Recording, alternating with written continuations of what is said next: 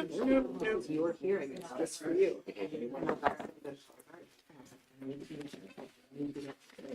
Like in the car, like I cannot delay. This map looks strangely familiar. So I like dropped it off like half. Is this one, this one? It's all right. Steal shamelessly and update where appropriate. I don't have a problem with that at all. Time being 7 o'clock, the Mechanicsburg Borough Comprehensive Steering Committee will come to order. And we will start, I think, Mr. Schmiel Yes, will take us off. sounds good. Does everyone have a copy of the packet? It's up there.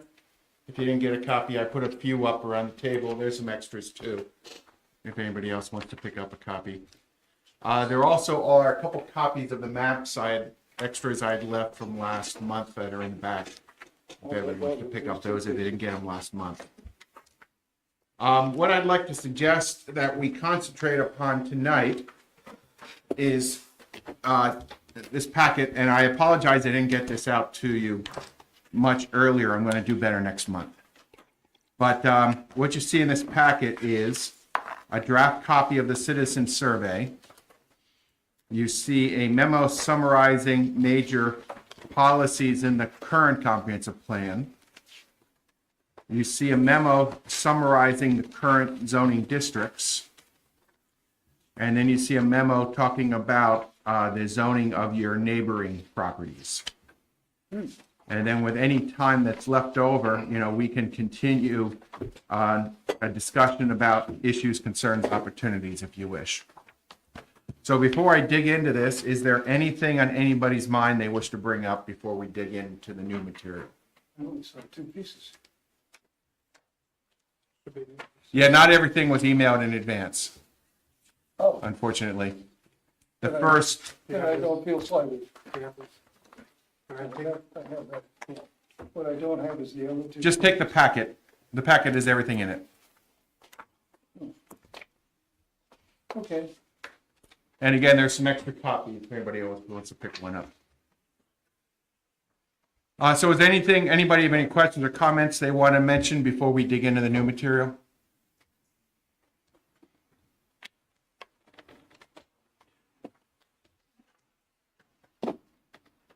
Someone drinking liquid death at our meeting here? That's not a good sign. It's just water. It didn't come from Panera. Okay, the citizen survey. Yes. We've got a draft here of the citizen survey for your review. We mainly recommend distributing this online, promoting it through social media. We can give you some paper copies that, particularly if there's a senior center, for instance, that you might wish to give them some copies. But most people fill it out online. It is doesn't take too much time, and it you can do it on a cell phone if you wish. So let me highlight some of the things here, and you can tell me if they are what you're looking for. So we're starting off on the first page, and we want people to choose. We don't want people to be able to just check off everything and say, yes, I want everything. We're trying to make people prioritize. So we asked people what top 3 types of additional businesses they'd like to see in Mechanicsburg. And you see a list there of common types of businesses. You're welcome to speak up if anything comes to mind. Got a question on Yes. some of this stuff. I looked at this and then my wife looked at it, and I actually got a little bit of a giggle out of it because of things like hotels and motels and things that we really don't have a place for in the borough. I mean, you find me 2 acres of land in this borough, and you found something valuable.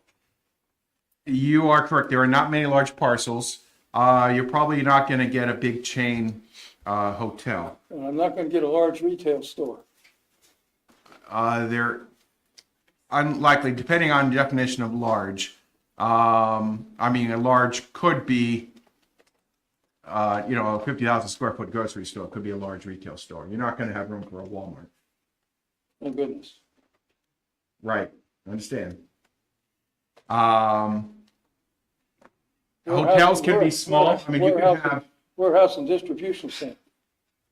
That's well, another that you could get. We You do have have land for that. I mean, some, Where? well, what they do is they demolish older industrial buildings and build big new warehouses. We've had a lot of that going on in Allentown, for instance. They're tearing down Zoning and 1950s. planning has had one thing that we really need to look at, and that's adaptive reuse. And that's what you're talking about, right? I mean, I'm seeing situations where they're tearing down 1960s industrial buildings and building 50-foot high warehouses. And where would we do that in the borough, Western part of town, you could do that. you think? It's possible. I expect people will say they don't want that. I mean, it's included on the list because it's a legitimate land use, but I'm expecting that no one's going to check off that they want to see Okay, I was warehousing just looking at distribution. some of this stuff, because some of this stuff just is not appropriate. Again, a hotel could be a small hotel. I mean, there are 30-room hotels built in some towns. I understand that. They tried B&Bs in here, and they've had a problem. Yeah, they seem to be out of favor. Okay, I mean, just an opinion, I was just looking at some of this stuff, and I actually kind of looked at that and said, I don't think that fits here. That's okay. Yeah, See what the citizenry thinks. yeah. I mean, I think what I expect here is that most people are going to say they want more restaurants, they want more arts and entertainment uses, they want more small retail and services. I'm surprised more people don't check off daycare centers on these surveys, because I would think that would be a real need in most communities. So I can kind of predict what people are going to check off based upon what Yeah. happens in most communities, but we are giving people a choice. Okay. Where would you classify a bar, a brewery, or a distillery? That could be under, that's a good question. We could say restaurants and taverns. And that would include brew pubs. We could list brew pubs specifically if you wish. I was just thinking of something that would encapsulate, restaurant use or tavern would, I think that would work, or restaurant/bar. Restaurants and taverns. Mhm. Okay. That's a good catch. Yeah. Just thinking of all the different types of bars, wine bars. Yeah, you could go through and list them all. I think tavern kind of includes it. Tavern's kind of a zoning term. Maybe we should say bars. I feel like if you're looking for a younger demographic, you might want to reference a bar or Okay. a brewery because they might not know what a tavern is. Restaurants, bars. Do you want to say brew pubs specifically? Yeah. It's a very old-fashioned word. Yeah, it's like Yeah. my dad used to go when I was a kid. Right. I think you go with brew pub. I think if you say bar has the different Bars are good. connotation. So we say restaurants, bars, and brew pubs? Yes. Yeah. Got it. Hot clubs, the hottest new clubs. Then we're asking people what 3 types of new housing they think are most needed.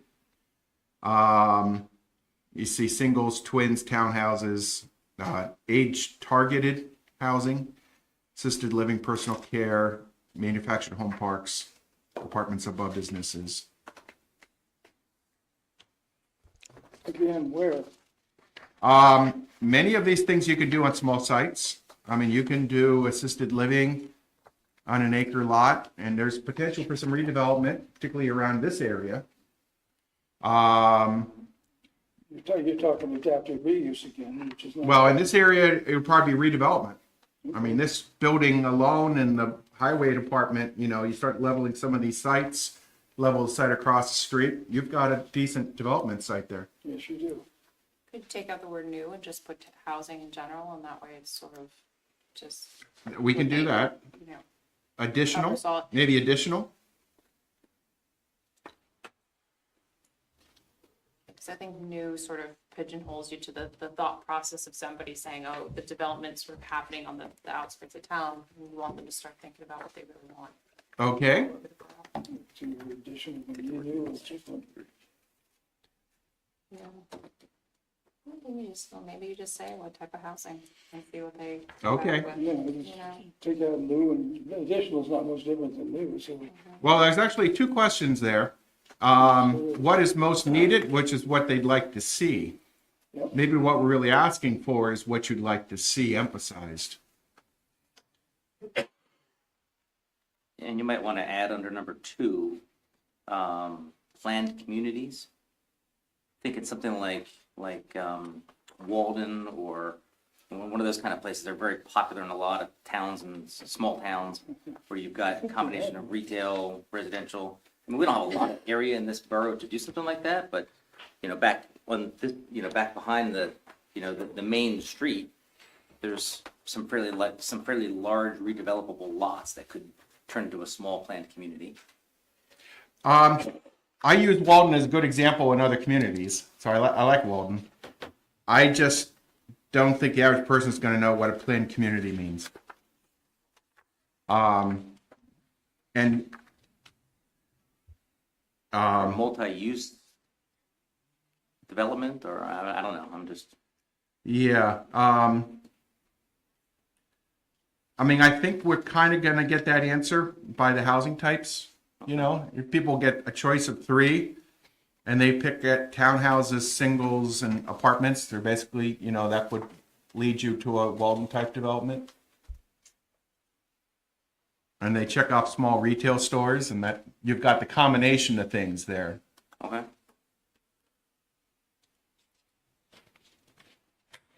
Okay, next question on the next page, number 3. What 3 types of transportation improvements do you think are most needed? One is intersection improvements, one's walking improvements, one's better bus service, speeding reduction, and bicycling improvements. And this builds off of the active transportation plan that the borough has done. Is there a reason why we do choose top 3 versus rank 1? Ranking is a more complicated process, and a lot of people won't do it right. So when you do a Survey Monkey survey, it's easier just to check, and it's quicker. It takes a little less thought.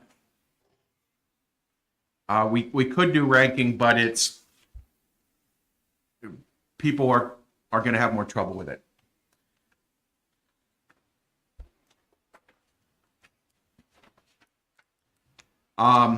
Describe a street or transportation problem you'd like to see addressed. This is a question that gets some of the most elaborate answers in a survey. People really respond to this question because everybody has a transportation issue they want to talk about. Usually in front of their house. Do you believe that additional parks and recreation improvements are needed? Yes, no. And if yes, choose 3 of them. We try to list things that are realistic. But take a look at this list and see if you think it's a good range of recreation uses. Like you already have a pool, so we didn't list pool. They're not going to build a second pool. How about skate park? Okay, is that something the borough would want to consider? I think we Yes. should have it on because Okay. it has been discussed. Okay, I hesitate to list something if you tell me we're never going to do it. Just going to turn Main Street into a skate park. Railroad Avenue. The way it, at least our insurance policy used to be written is we were allowed to design any recreation facility except we were not allowed to design skate parks. What do you like most about Mechanicsburg? Real quick, Yeah. Charlie, between 6 and 7, I think we'd like to propose a new item. Go ahead. Luke's got some items. It's a select item, just like items 1 through 3 for environmental topics, environmental projects, and I think he can send them to the group. Why don't we, do you want to, Do you just read them? do you want to read them out? So focusing on specifically environmental and climate action improvements, I made a list similar to the ones here. So expansion of tree-lined streets and improvements to the borough urban canopy, efforts to increase renewable energy usage, such as solar panels on residential, commercial, and municipal buildings. Development of electric vehicle charging infrastructure, expansion of green and natural spaces for use as a park or recreational area, improvements to wildlife conservation in the borough and its parks and green spaces, educational programming on energy conservation, efficiency, and renewable energy, and efforts to reduce vehicle travel in the borough and create efficient transportation. That comes in this list too. Good, good. Good to send it out. Okay, does anybody have any comments on that concept? That ties into the climate action plan that you're working on right now, I understand? Yes. Yeah, that's an area that should be. I also have a bunch of other stuff related to the climate action plan deliverables that are all completed, so I can have that compiled and sent to the group for the next meeting if you want to review it as well. Okay.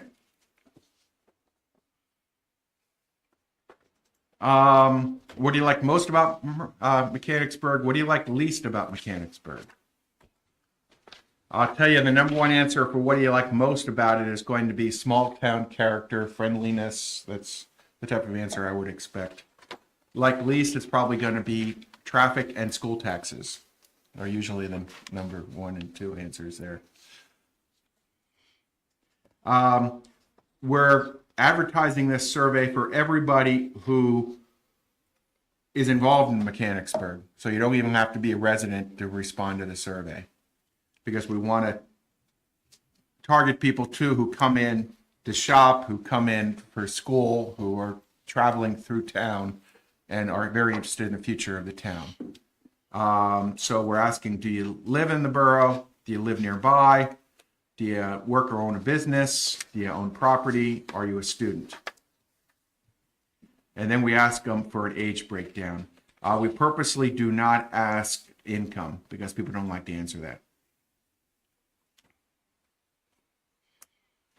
Anybody? I just raised a Yes. general question to the group. Do you believe that the survey questions that are here are giving you the information you want for the conference? My own observation, I think the questions are pretty general. Charlie has said a number of times he thinks he can probably answer these. I could probably do the same thing based upon surveys we've just done. So do you believe that this is the information you want to help drive your conference plan? Or do you believe that you want to ask questions on more contemporary issues that are facing the borough now? I mean, we discussed a lot last time. Are there questions you want to ask specific to things that are going on in the borough now and get the public's perceptions on those?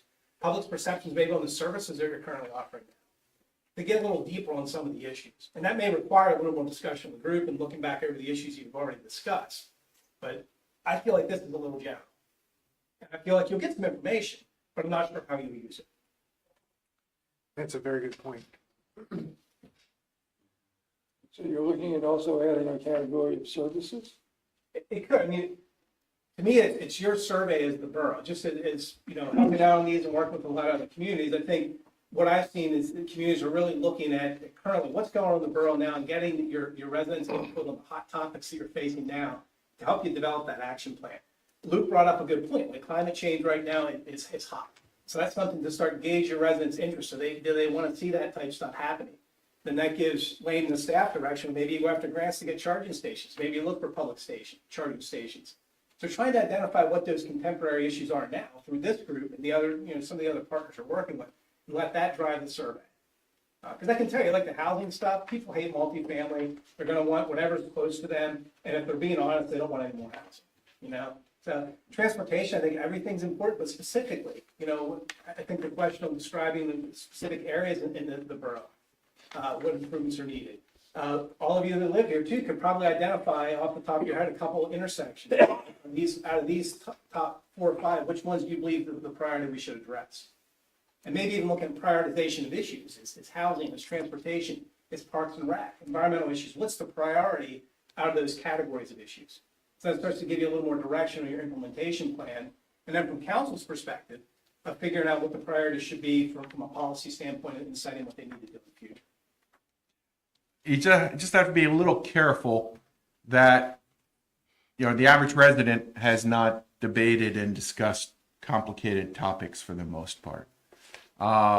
So you don't want to have a situation where, we had one community where they were trying to decide whether they should move the library or rebuild the library or expand the library and build a new borough hall, or where they should put it.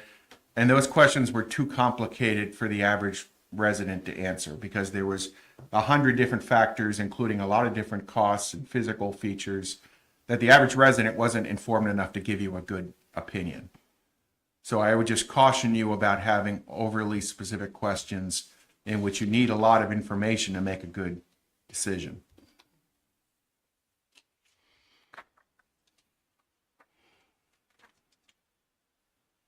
We've written surveys years ago where we asked people to rate the police force, the fire company, the streets maintenance. The fire company got really high marks typically. The police got slightly lower marks. People complained about snow plowing because they always do. If you want to ask the type of question, if you think it would be useful, we could ask that. Well, it's an interesting one. If you were to ask the question about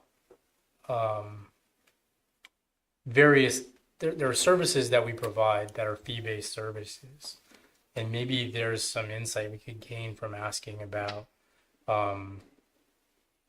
those fee-based services, what the priorities of providing those services are, and maybe there's more information in things like, are you satisfied based on the cost based on the price of those services? Because think about it, the yard waste facility, right? The fees for pavilion rentals and your pool memberships and things like that. Are you satisfied with those services? And the information we would get out of that would be, where do we focus things like spending more capital dollars to try and improve the services? The average person doesn't know what the price of a pavilion rental is. Yeah. I would say the question, I think we're drilling down more into maybe I'm thinking of billing. Sure. Maybe that's it. What type of, do you pay your bill online? Do you drop it off in, maybe something like that? Or also, what do you want to see at the pool? What's your, I think you're getting into the nitty gritty about the specifics, right? So Services, you're trying to figure out from a comp plan what people are looking for, and maybe there are more specifics on that and the areas of focus. But when you start getting into the specifics of how you're being up the pool or what type of programming you want, now you're getting into a very Smaller. that's almost this plan is sort of your overview of what you're going to target, and then you can get into some of that detail later on. I don't want you, theoretically, you don't want to get sucked into asking some of those questions at this level. I do think it's a good opportunity, though, to ask residents more specific questions geared to what we want to see in the future. Well, for instance, what question do you ask to get insight about the historic district? Yeah. To get actual resident and user feedback about size and shape of the historical district and what it looks like and where that whole program should go. See, again, that's a question, the average person probably doesn't know the boundaries of the district, and many people don't know how it works. So I think that would be a hard question to ask in a survey. I think if you had a specific recommendation of, should we extend the district on this street, and you asked that at the public meetings and explained it, I think you can get some useful feedback. Well, But I don't guess think in a we want to survey take we're the going to get temperature that. on what the public's belief in. Does the public believe historic preservation in the long term Is a it priority. important? Where does it stand in their priorities? Sure. We did a survey in the past where we had certain statements. And one of them, for instance, historic preservation is very important for the future of Mechanicsburg. Do you strongly agree, disagree, or no opinion? And we asked people That's a good to question. check that That's a out. good I question. think that's a like good that question. And that could be a series of those questions. I would recommend Yeah. that we add that one, and especially like the Civil War and the Mechanicsburg Museum, like if those could be listed, because that's kind of the two main things that we have in this town that I think would be really good to get a pulse on, like how much of the residents today, right now, actually find that valuable, or go visit the museum, or go to the Civil War history, you know, because that's kind of in the past what we've been known for. So I think that'd be really important to get a pulse on that. I wouldn't be surprised if there's a lot of people outside of town who know more about the Civil War history of Mechanicsburg than a lot of residents. Absolutely.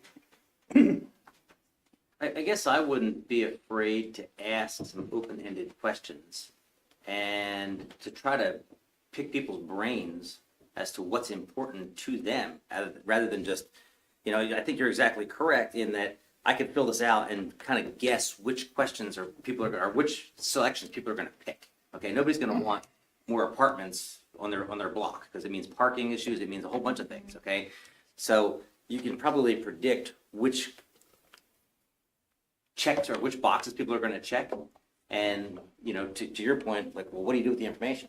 Whereas from my experience of having done many surveys, we do surveys on a lot of projects that I'm involved with at work. The people that fill out surveys are generally the people that have an opinion on something. And we're often surprised at the responses that we get that we never thought to even ask. And people go, oh, well, here's what's important to me. And maybe one of the answers is, or maybe one of the options is not sure. Okay, so if somebody wants to give their opinion on something, they can, but if they say, well, I don't have any idea how to answer that question, you could put not sure. But we're often surprised at some of the responses we get when we do surveys, and you go, wow, I hadn't thought about that. So, again, the people that fill out surveys, because we'll send out 1,000 surveys and we'll get 50 back. Okay, we don't typically get a whole lot of feedback. I mean, with an online survey, we've gotten about 15% of households on average. Right. And you're typically Not- getting longer-term residents, owner-occupied residents. You're not getting a cross-section of the population. Correct, but you're not getting a huge number. It sounds like you're getting similar kind of results that we're getting. 15% But again, of the people that households. fill out the surveys are the ones that generally have an opinion about something. So picking their brain a little bit to see what's important to them, as opposed to what kind of housing do you want to see, what is important about this borough to you, and what do you want to see us do, and try to get some valuable feedback in that regard. So this is a broad survey, and is the plan to then do focus groups or smaller version? Do you know what I mean? Like, are we breaking this down past this at a later point in time through this process? Because if we have plans to break it down, Yeah, I don't need forget to if ask we you all have up focus front, groups in our or proposal. we're going- You know what I mean? If this is the broad piece and then we're going already in the process, then that kind of answers our question where we'll go down to some of the other pieces, but I just out of curiosity. Our intent is to do some interviews of some people who are not attending meetings, who are well-informed, who represent different viewpoints. I don't remember if we have focus groups in our proposal or not. Mary, that's a good point there too, Mary. Another option would be to hold off on this a little bit, go do some more of your due diligence, working with the community, do some of the focus groups and other stuff as part of the proposal, see what comes up. And then what comes up, see what more questions you need to ask of getting priorities, issues, getting responses to that, and ask those questions later. I would agree with Brian too, on the open-ended question. I mean, you do surveys, everyone groans on the open-ended questions. We just did it for the county comprehensive plan surveys. We had 2,000 some responses to it. There's some AI that we use that goes through and they pull out themes. Those themes and going back through are excellent tools to figure out what the layperson says when they're not prompted on a certain question. They added a lot of good insight to it, and they also tell you the residents' level of familiarity with a lot of things. Because when they're complaining about school district taxes to us, they have no idea who the taxing authorities are. So it starts to give you an idea of like, is this an informed resident, informed opinion on these things? And it can identify areas then that education outreach is needed. So we took our survey, a lot of things people don't know anything about, we're developing education outreach for our residents, for our municipalities on a lot of those topics. I mean, it could be nice if you also put maybe, and not not to add more work to the plate, but if you do, you probably will have residents who maybe see this, let's say you push it out on social media and somebody sees it and takes a survey or whatever we're, come up with.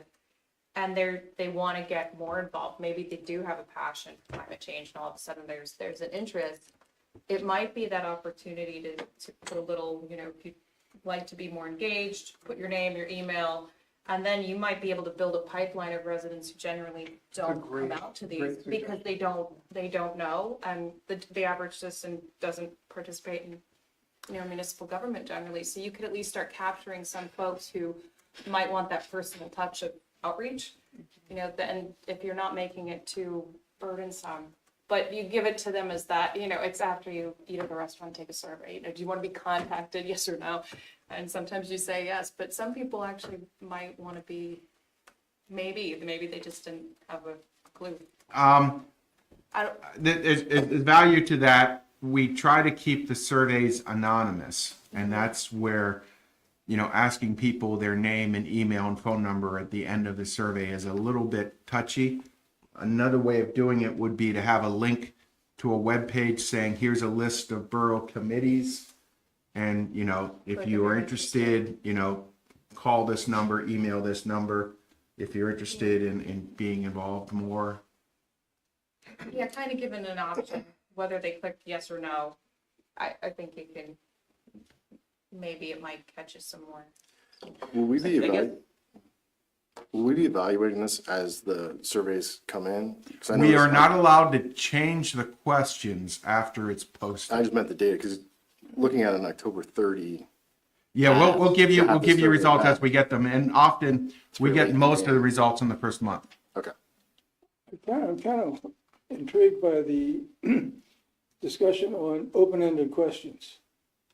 Because if you ask the right open-ended questions, you're actually having the person develop a survey for you. What do you like about Mechanicsburg? Instead of giving them choices, let them say, what the question is, will they take the time to do it? Most people will give you an answer.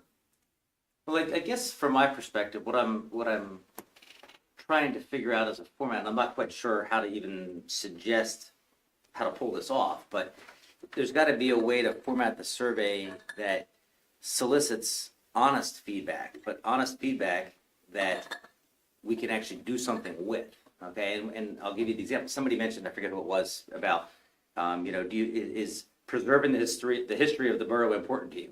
I think if you ask most people in the borough, they're going to say sure. Okay, but having spent 12 years on Harb, okay, I can tell you everybody says absolutely until they have to come before Harb, Right. and then they don't want to be bothered and they don't want to have to answer our questions, and it's not important when it applies to them, but it's So I guess the important. question would be, what about historic preservation is important to you?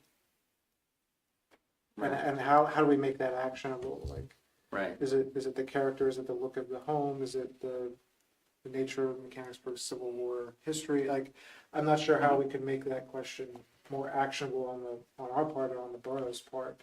Right. No, I'm just using that as an example because But it's a good, You it's a know, good one. it- I mean, we- people are going to give you an answer because, yeah, sure, it's important to me, but it's important to me. It's just like anything else. Sure, I'd love to have that as long as it's not my neighbor, or whatever. But I really do agree with the end result here is we want a list of really actionable things that we can put in the plan and take action on.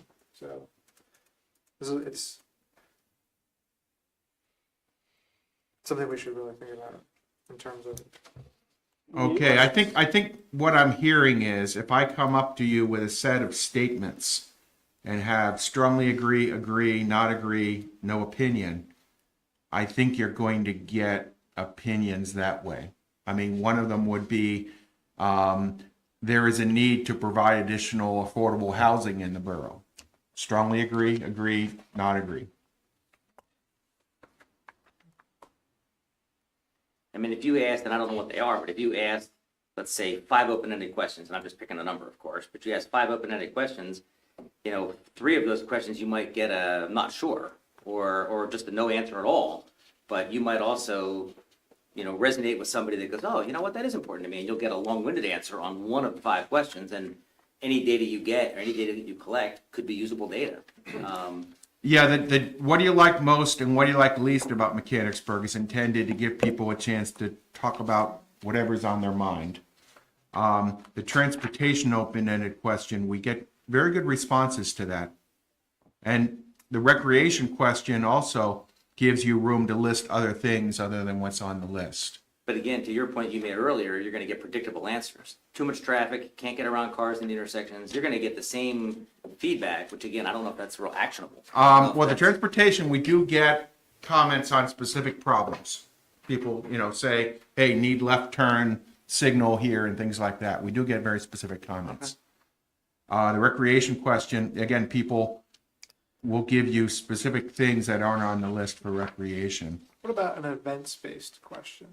Like, because part of comprehensive plan is we want to promote a vibrant downtown where people want to come and promote walkability and pedestrians so that increases the amount of people that are downtown.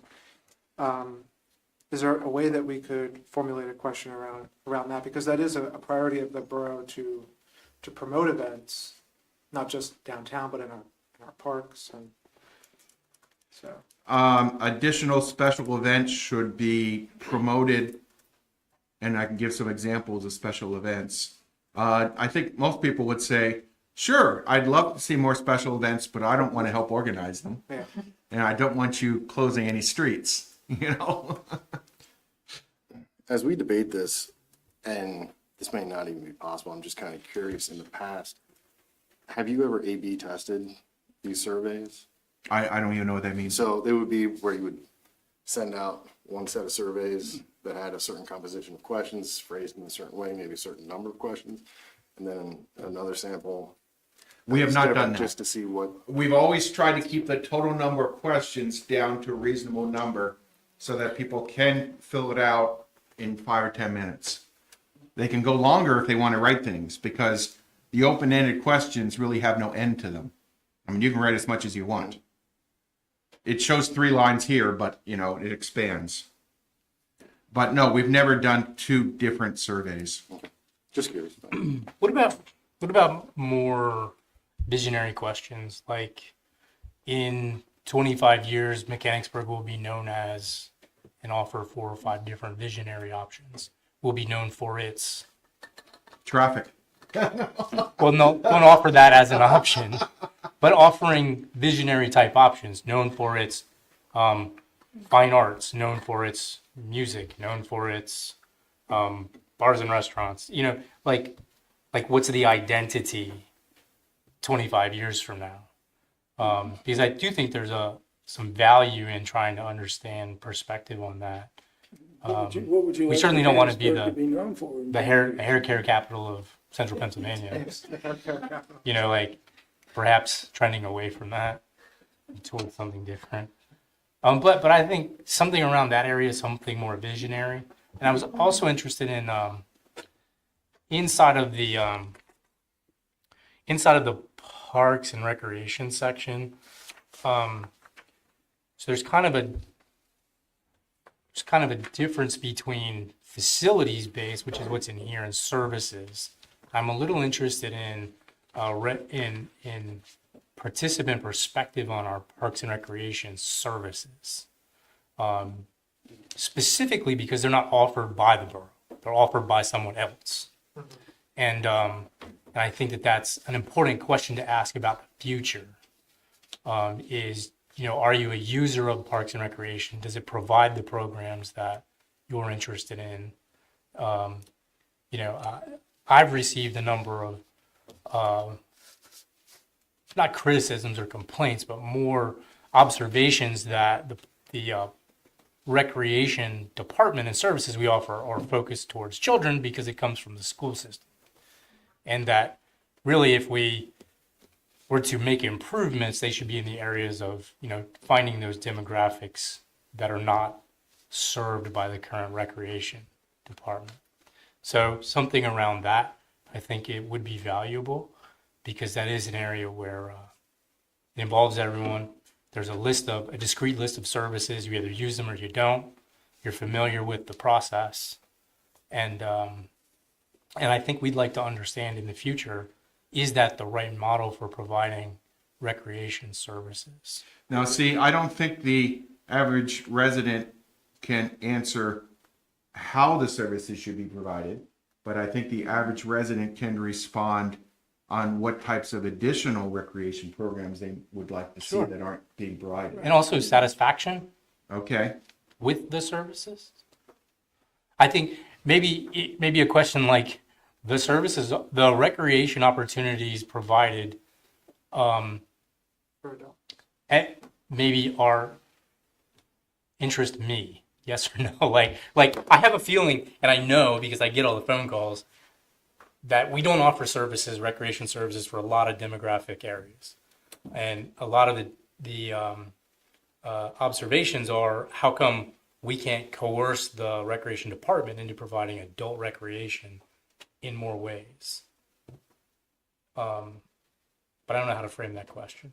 But I think that's kind of getting back to what Kirk was saying about the actual issues that come into the office and how to ask questions that kind of point us toward the right direction. okay, I can come up with a question on recreation programs to respond to what you had asked for.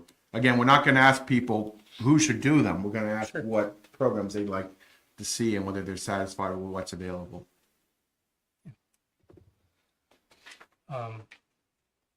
Yeah, I'm trying to think of the things that are kind of more indications of asking people their observations on what should be in the future, not what their observations are now. I'd like to find out, how familiar are you with the programs that the rec board offers? I think you find out you get a low number. Yeah, I mean, unless you have children, sure. Well, could you ask that question too about household size? I mean, they might not want it, but you'd at least be able to gauge who's filling the I mean, you get the age bracket, but. Okay, we can do Kind that. of tell 1 to 2, okay, and then if it's 2 to 4, you start to know you're into a family situation. Okay, Yeah. Getting back briefly to the comment of how important is the history of the borough to you, that type of a question. Maybe some questions that are framed in a way, how important is type questions. And I think of things like in my profession, where I see projects happening, okay, is where communities have invested in their streetscape. Okay, so everybody wants to be on the street that is the nicest street with the trees and the nice sidewalks and the, park benches and, and that brings small businesses. You start investing in that kind of a thing and you get the small restaurants and you get the small stores and you get the bars and restaurants, you get all that stuff if you invest in those kind of things. So maybe a question is, how important is a unified streetscape to you? And ask that kind of a thing, because I personally think that's a very important aspect of the borough. You look at most communities in the area, Kent Hill, Lemoyne did a big project, Harrisburg's done a project. There's a lot of places that have done those kind of projects, and I kind of brought that up in the last meeting. And those are the communities that people want to open businesses in because it draws street traffic and it's walkability. You mentioned walkability earlier Right. in this question. I don't know how you frame that as a question or as a survey question, but I think it's important data. It's a good one, because a lot of those things are small items that can be done. Put that now? A lot of those things on streetscapes are small projects that can be done. Right, No, for not a lot of money. right. well, streetscape improvements can They rack can up be- a they lot can of be money expensive. fairly Yeah, they quickly, can but be pretty Depends expensive. on how you. there are grants, and there particularly are grants for tree planting. We know that. I agree Yeah. though. I was thinking the same thing. And how satisfied are they with the current streetscape? Because I think if we ask the residents, they would say that it is in need of improvement. So Well- if we're asking about transportation and we're asking about, all these other things, I think bringing up the streetscape is work. I mean, having walkable communities is very important. And, every weekend, my wife and I, we walk downtown, we get our coffee, we go to Delicia, we get a pastry, and we have to literally watch our step because sidewalks are heaved and, they go in and out and one's brick and the next one's concrete and the next one has nothing. And I mean, there's just so much going on that it's not a comfortably walkable community. And then if you're in a wheelchair or, some type of mobility device, it works. And most of the curb cuts put in the borough years ago don't even meet ADA. They're too steep. So it's not a very walkable community, comfortably anyway. So the issues that are coming up, so her walkability, her historic preservation, transportation come up. If you recall at our last meeting, there were a lot of the issues that the group identified as issues that are facing the community that we need to pay attention to. I'd probably recommend the group go back and look at those again and think about what questions will we want to ask our residents, maybe to validate some of those concerns, see what priority some of those concerns are, to see where they're at in the radar. Because I thought we had a really good list last time. And those issues, I felt like were the contemporary issues that are facing the borough that you would probably want input on. Yeah, man, I got the list here, actually. I was taking notes. Yeah, I kept notes from last month also. I can go back and take another look.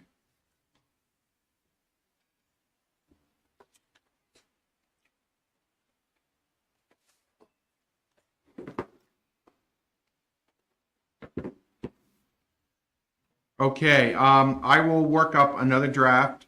You are welcome to email me with suggestions you have on the survey if you think of some things. And we'll come up with a revised draft before next month's meeting. Charlie's email address is on the meeting invite. Just grab it Okay. on there. Next, I just want to watch our time here. I don't want to spend all our time on one thing, so I'm trying to move ahead a little bit. This is a summary of the existing comprehensive plan, major recommendations that are in there. We're going to be thinking about what goals we want to have in the plan, goals and objectives. The existing goals that were in the plan are listed at the front of this second memo in the packet that says summary of existing comprehensive plan. So you can see the existing plan had goals of diverse housing opportunities, recognizing architectural character, to expand business opportunities, stressing revitalization efforts, building upon some of this wording I don't particularly like. I don't know what social integrity means, but building off of the historic features, multimodal pedestrian improvements, public transit to reduce congestion and improve safety, high quality and cost effective services, protecting natural features and recreational amenities, doing short-term actions within a long-term perspective, and then multi-municipal efforts. So that was in the previous plan. The previous plan talked about downtown zoning. Some of this was carried out. Talked about the importance of a mix of compatible uses downtown that promoted the walkable character. It talked about having a set of design standards and design guidelines. What happens is a design standard is typically mandatory. You shall do this in this situation. You shall build the building close to the sidewalk downtown. A design guideline would be an advisory standard, such as, we recommend that you do X, Y, and Z, but we don't have the authority to require it in all cases. By the way, does the historic district have a set of design standards? We have guidelines that we try when we would review applications, we would try to tie it to one of the guidelines that are put out by the Department of the Interior. It's kind of a nationwide series of Okay, guidelines. so you use the Secretary standards. Correct. A lot of towns have a booklet or a website with design standards and illustrations We of have that as well. what we want and don't want. Is that on the web or is that? There's a copy of it on the website, and we do Okay. have printed copies. We have a bunch of them, I think, on hand, not Lean. But the only problem with it is it's fairly large, and it can be overwhelming if you don't know where to look within the booklet. I personally think it's a great tool, but I'm also in that industry, so I understand how to read it. I think that most people, they look at it and go, I don't know where to find the information, and they don't want to flip through the book. I mean, you can do a abridged version where you say do's and don'ts. Do this, don't do that. Do this, don't do that. Something that's, boiled down for a quick understanding. Sure. Brian, didn't you make like a one-page? I did, yeah. Let's say about 2 years ago, we took an attempt and it's now part of the application. I think it's part of the application. Is it not an attachment to the application? It is, yes. So basically, it was a 1.5-page summary of that booklet of what's important to HARB, what are the actions HARB takes, what does HARB want to see from you with an application, and it was just sort of a 1.5-page bulletized document that, to help people understand what's important. To make Good, their application good. go more smoothly. Good. Yeah, anything you can do to make it more predictable to the applicants and so that they understand what's likely to be approved and not approved before they walk in the door and they can save everybody time, all the better. I think the current struggle is when that applies to the applicant. Well, Because, that's always been a you know, struggle. Having people spending lots of dollars, for instance, last night, the fire department obviously has a plan. HARB has yet to really review it, so at what point do you implement the HARB process with the planning commission and design? That's still a struggle in my mind. Where's that new station going to be? Corner of Corner. Stimson and York. Simpson and York. Simpson and York. Okay. Next to the old station? Replacing It'll the replace station, the old station. Okay. as well as 3 or 4 other buildings. I mean, there's some vacant land, I think, next to it. It would Yeah, probably so hang there- under there. It goes all the We're way to combining Washington. 3 or 4 properties that front on York, and then there's an abandoned house on Simpson that'll come down, and then there's an empty lot behind, in between, if you want to see the corner of Washington and Simpson. And that'll all be, the station itself will face Simpson. Would that replace both fire stations or just one of them? We will be consolidating coverage into one station. Good. I have kind of an unpopular question to ask, so I'm sorry, please don't shoot the messenger. But if the residents say that historical preservation is not important to them, would there ever be a time in which HARB was dissolved?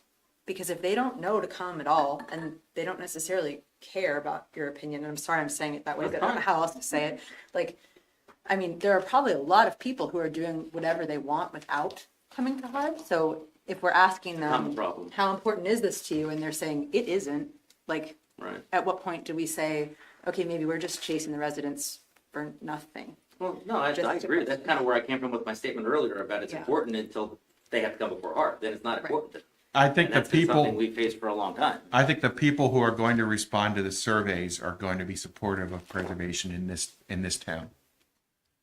But if you're getting 15% of the people and the other 85% are leaving their houses not looking nice because they don't care, like, Well, that's why you have a HARB, because it's, otherwise, if everybody was Well- doing the right thing, you wouldn't need a HARB. I mean, having, again, been on HARB for a long time, one of the challenges that I've always had, and I've asked myself this question a bunch of times, is what purpose do we really truly serve? Because we're not Carlisle. We don't want to be Carlisle. We don't want to be that difficult person that discourages redevelopment and care of their properties. I mean, there's a lot of houses that are not expensive houses in this town. Sure. So you can't have a Annapolis level of preservation. Yeah, I understand that. Yeah, exactly. But we've sort of developed as a board, a mindset that as long as you're not doing something to a property that precludes some future owner who might want to restore the property, like if you're going to put new windows in your house, we would ask that you not remove the trim on the outside, okay? That if somebody wants to come back and do a restoration 25 years from now, they can still do it and have a part of that history still there, okay? If you want to cover it in aluminum, fine, but don't tear it off, okay? And then we started an awards program probably 10 years ago to try to get people excited and inspired about wanting to see the importance. We recognize them for having a great project. So, again, trying to get people to care about it. But I can only speak for myself, but as somebody who recently purchased property covered by HARB, it was an incentive to buy that property for us. We felt, because we wanted the character of the neighborhood to be preserved, so. That makes me very happy to hear. I think the issue for current park members is the multi-use, I mean, go single family to a multi-family use. The inside has already been completely gutted of any historic value. And once you lose that, in my mind, it's really a struggle. And I know we're beyond 50% threshold of rentals in town, so it's an uphill battle for our group, I'd say. We had 0 attendees last night for the awards. We had 5 awards and nobody showed. So oh, really? that wasn't very encouraging. That was an issue, that was a different issue. Okay, well, I mean, even so, you know, to go to the effort to try and acknowledge people who are doing a great job and have nobody attend. Little dis- Even the people who won the awards didn't attend? Nobody, It's all minutes ago. okay. All right, well. Usually that's the way to Well, get that's people never to happened. attend, is give them an award. That's usually. I was just saying, it sounds like you're talking about kind of two different issues. So there's this historic preservation of a home, and then there's the natural pride in your house and your neighborhood. So they're two things running on the same track, but there are people buying a house because it's cheap, not because it's sometimes historic, and they're just trying to, so you're looking at almost pride in place. I would say, you know, the city where I used to work just implemented a Pride in Place award, which is more related to upkeep and just being proud of your house, not related to your ability to fund historic preservation or to preserve your home. It's more like, thank you for actually caring about your front yard and really taking pride in your house. So Right. I just say, you know, historic preservation, it is important, and that's the bigger question to ask, but I think you're talking about two things that are really valuable, and you might want to consider too, valuing those residents who are, you know, just trying and taking care of Well, their house. the yeah, best I they agree with you can. completely, and that was Yeah. something we did as a board, or still, we're due. I say did because I'm not on the board anymore, That's more the award. but, you know, you make a great point, okay, and we've said this many, many times on the board, is that the oldest street in the borough, or one of the oldest streets in the borough, is also one of the least costly properties in the borough. So people buy those homes because they can afford them, not because they're buying a historic property, okay? I'm talking Locust Street, Locust Avenue, okay? So people are buying that property because they can afford it. In our awards program, even though there were nicer, you know, more elaborate projects, pretty much every year, we would always pick a project as a recipient on Locust or on those streets to say, hey, you know, just because it's not the nicest house in the road doesn't mean that you're not doing a great job taking care of it. And that's as important to us as a board as having the nicest house on Main Street, okay? So there was definitely an effort to do that, to hopefully try to build people to realize that we care about them as much as we hope they care about their house. So, anyway. That's a double-edged, that's a carrot and a stick kind of proposition too. Because I've seen areas in the borough that people just are not maintaining their properties. So there you need a stick, I think. Well, you have code enforcement in addition to the hard process. That was the next step. I think we've got to look at our code enforcement and look at the standards for code enforcement for, you know, just general maintenance of properties. Some of it's pretty bad. So how do you include that? Is that important? Code enforcement is time intensive. It is. I think we issue probably 150 citations a month. Oh, that's high. It's very difficult to keep up with. Like, and right now, this time, like this particular month, 148 of them are for grass. And how do you keep up with that? Because the very next day, some of them mowed their lawn, some of them didn't. And so to us, this is something where it's based, we really take our cues from complaints. Because I can't just have a guy out on the street going all around town all day long, citing people for grass.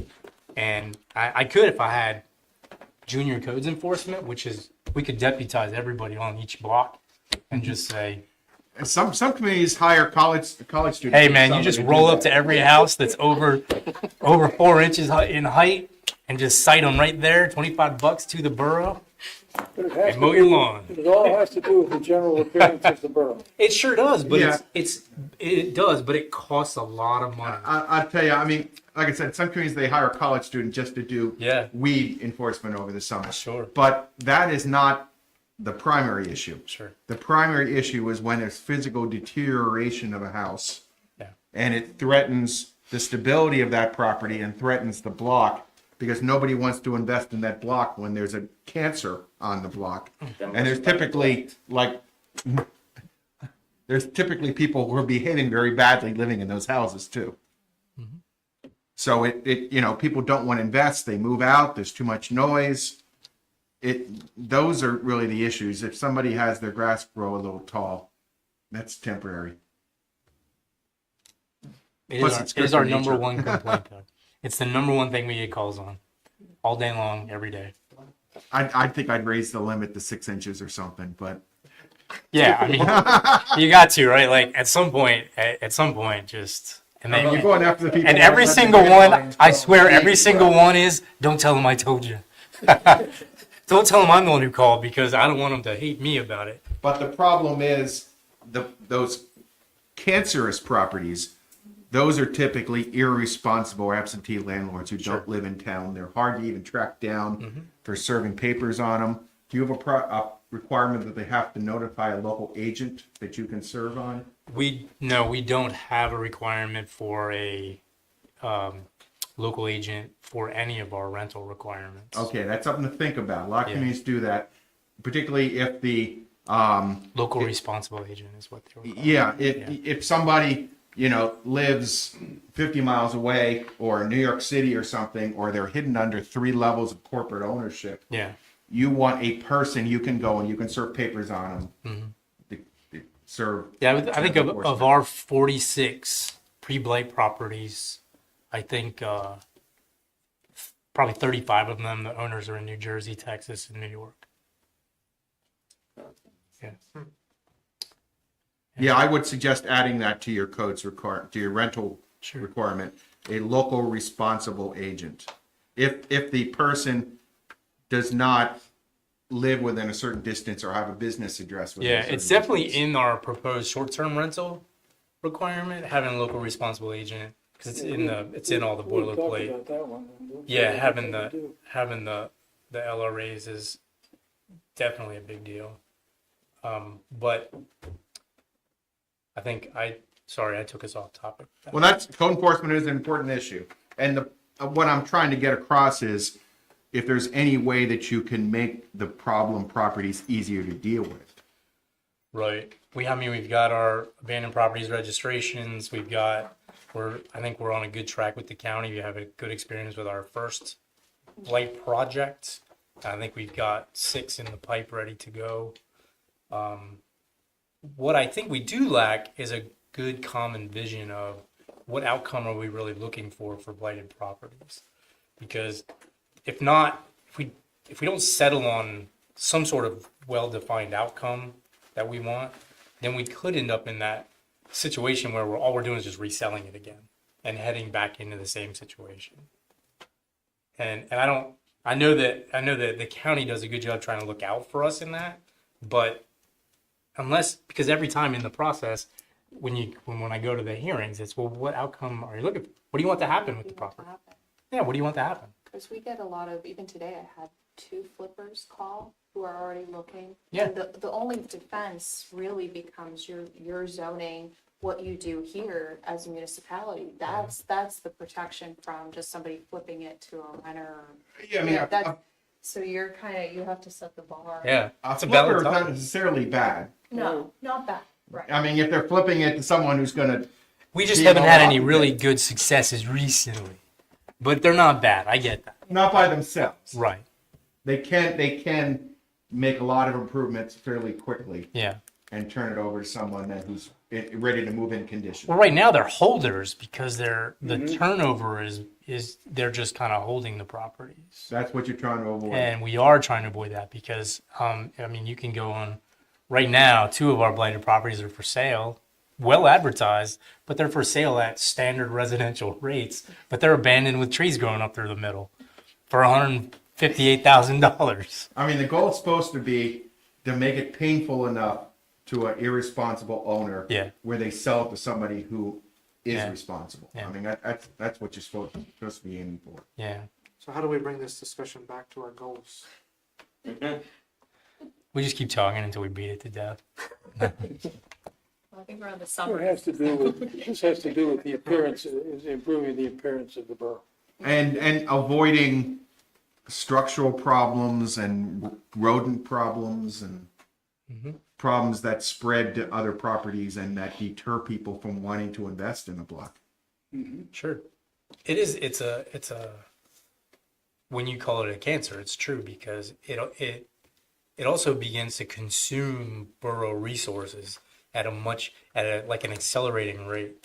And so I think building in things like, if you buy a property and you're not residing in it, something like, I think I saw somewhere in, maybe it wasn't in Pennsylvania, but they had an ordinance where you were required to submit a building permit with plans and keep it updated every 90 days. And they charged them $1,000 every time they submitted one. Basically saying, if you're going to buy this house and flip it, you better start building or you better get out. And just some real serious corners to put people in and say, if you want to come in here and buy property, you better do something with it. Do you have a quality of life ordinance where you can find people without going through the magistrate? No. We All do of have a our- quality of life ordinance, but not. They all it go through goes the magistrate. Okay, a lot of communities are doing this. They're setting up their own fine system. And they're avoiding the magistrate because the magistrate a lot of times is too easy on people. Yeah, I'm all for Yeah, it. we have that. Let's go do that. We have that problem. Okay, and the quality of life ordinance, the fines start out small the first time. And there's an appeals process, but it's a borough appeals process. But then with repeat offenders, and if you don't pay the fines rapidly start to It's an increase. escalator, yeah. So the goal is compliance to start with. Yes. But the goal is to really hammer the people who aren't responding. I can send you a copy of an ordinance that another borough has used. They're very common. We're a little bit off topic here, but it all goes back to the appearance and the livability in the community. Yes. I mean, that was the issue that started this discussion, I think. I mean, you've got a great town. Yes. You don't want one property screwing up a block. Hmm.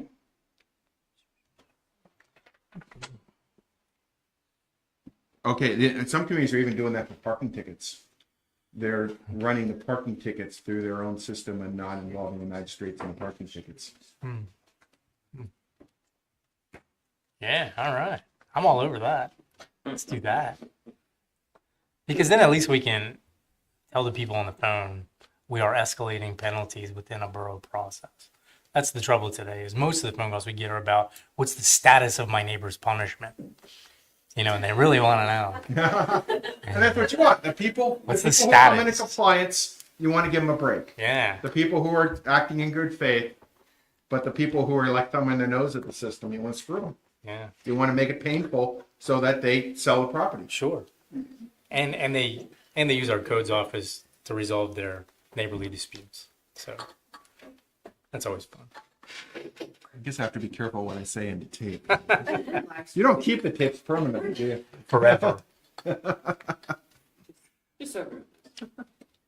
Okay, so getting back to a couple of things that are in the current plan. I mean, there's talking about streetscape improvements downtown, better street lighting on the downtown. They talk about promoting live-work units. A live-work unit is if you think on all these New York City movies where they have a loft and the artist is doing the gallery space and creating the art and living in the same unit. It can be an office that they live in. The point being is you're giving flexibility between residents and a business, and you're allowing it in the same unit without the restrictions you see in a home occupation. And these are typically allowed, again, upper stories in a commercial district. So you're giving people flexibility to merge their residential space with their business space. They talked about apartment conversions in the existing plan, and they talked about promoting deconversions of homes from apartments back into single family. Now that's a hard thing to do because people are basically giving up market value in their house. And they typically only do it if they really love the house. You don't do it for economic reasons. You don't deconvert for economic reasons. And now we have so much pressure to increase the housing supply that most communities are not subsidizing deconversions. I believe our Strong Towns presentation talked about incentivizing auxiliary, ADU, auxiliary unit. Yes. Yeah, Yes, there's a lot of strong opinions about this. Some communities are saying you can do an accessory apartment, but only if the primary unit is owner occupied, and there's a deed restriction when you set up the accessory apartment that the primary unit must be owner occupied. It is a way to avoid the absentee landlord Yeah, problem, that's because if another- you allow everybody to convert every house into 2 units, you're going to lose your owner occupancy very Yeah, fast. I don't think that was I think the intent was, like you mentioned, to have that owner occupancy, but allow that person to live in place, but have that extra income, and providing that affordable housing or allowing flexibility for that. And that's a national trend to promote that. The industrial areas, the plan talked about treating them as industrial and commercial areas, which I agree with. There's some commercial uses allowed in there now. I think there could be more. There was some comments saying that maybe some of these industries you'd like to see converted over to different uses over time, which would primarily be commercial. They did a survey of parking occupancy as part of this plan. They found at that time that the public parking lots were generally used to capacity during peak periods, but that a lot of private parking lots were not, and they were encouraging adjacent property owners to share their parking with a select number of businesses, not with everybody. But the idea being is if you have a retail store, an office, and some apartments, each of those uses have different peak periods of demand, and you're going to get more efficient use of space if those adjacent properties share their parking, because there's different peak periods of demand. And you can also get more spaces on the lot if you lay the backyards out in a coordinated manner, because it's hard to squeeze spaces in narrow lots. So it's a way to get more use of space and more numbers of spaces if we can get the private property owners to coordinate their parking. The plan talked about improving the appearance of major entranceways to the town. The plan talked about some land that's at the eastern end of East Allen and East Green Street. It is owned by the Navy. It's part of the Navy Depot. And there was talk about the borough, Hampton Township, and the Navy doing some joint recreation on that land. There had been some fuel tanks on it that had been removed. And it's next to a residential complex on the Navy land. There was talk about greenways with greenway trails, and this ties into the county greenway plan. Your comprehensive plan showed a greenway running along the railroad tracks in the western part of the town. I think it would make more sense to run it along the Trindle Run Creek, because that, again, ties into a regional system than running along the railroad tracks. And Silver Spring has been working on that, apparently, as part of their Trail Greenway system. There was talk about trying to find a regional connection to the Appalachian Trail. And there has been some work about the trolley line greenway, which would run from Dillsburg to the western edge of town. I believe it comes in somewhere around the high school. Does anybody know where that Yeah, would enter? it actually touches the far western point of Memorial Park, way out Okay. there. And yeah, it comes in along the eastern side of Mulberry and runs down the western border of the wastewater management facility. There's a whole study done on that. There's Yeah. actually work moving ahead for right away and some other parcels. Okay, I could not find the Yeah. study online. Is that something I have you all can- that I'll send to you. Okay, good. And we're very close to purchasing that property. But Okay. Norfolk Southern's taking their time. someone told me that the best way to get Norfolk Southern's attention is to threaten to condemn it. Yeah. Well, I think, yeah, I mean, basically start charging them stormwater fees is how we got their That's attention. how Yeah. And yeah. But then everybody we were working with quit in the last 2 months because Oh. they recalled them all back from telework, so they all quit. Oh, So that was nice. okay, and then the comprehensive plan also talked about if you're going to use the special exception process in zoning, which is where certain uses go to zoning hearing board for zoning approval, that the planning commission should have a chance to review them. And then they talked about site distances in certain alleys being a problem. So those are highlights of some of the things that are in your current plan. I was going to move on to highlighting some things in your current zoning. Did you want to hold the meeting to an hour and a half, or do you want to go a little later? What's the feeling of the committee? I had it blocked off till 9 o'clock. Yeah, it's blocked from 7 to 9. That's fine. I'm happy to go as late as you want, within reason. Some communities like to stop in an hour and a half. That's why I ask. Okay. So the next memo is a summary of the zoning districts. And the first couple pages generally tells you some of the terminology of zoning. Right on the second page, right now the borough uses conditional uses for uses that are more complex, potentially controversial. So if it's a conditional use, it is reviewed by the planning commission and approved by borough council. A conditional use is an allowed use, and if it meets the ordinance, it's supposed to be approved in most cases, but it gives you the opportunity for a public hearing, for public comment, and to place conditions on an approval. You have a choice on what would be a special exception use versus what would be a conditional use. So if you have complicated, controversial uses, you typically want one of these two procedures. The two procedures are identical. The only difference is who does the approval.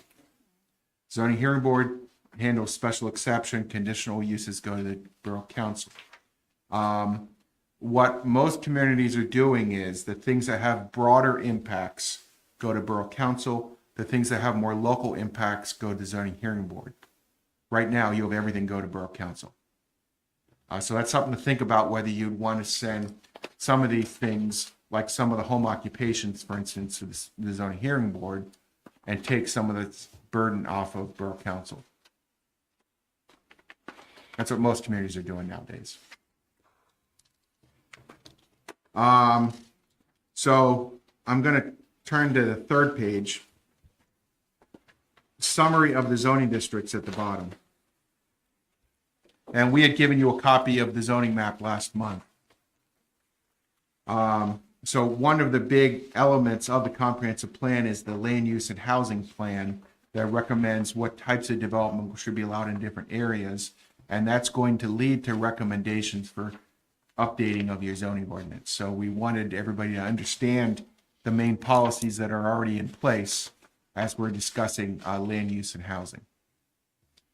So at the bottom of page 3, you have the low density district. This is generally the newer areas of town, particularly the some part of the northern and southeastern and eastern sections. This mainly provides for single family homes on 8,000 square foot lots. Then we have the medium density district. This is, for instance, some of the areas north of Marble and west of Shepherdstown Road and near Soldiers and Sailors Park. That mainly allows for single-family homes, side-by-side twins, and two-family houses. It also allows for medical centers. And I think the medical center was... Okay, I thought it was added because of the Fox Center, but that's not in that district. Usually you don't put medical centers in a medium density district.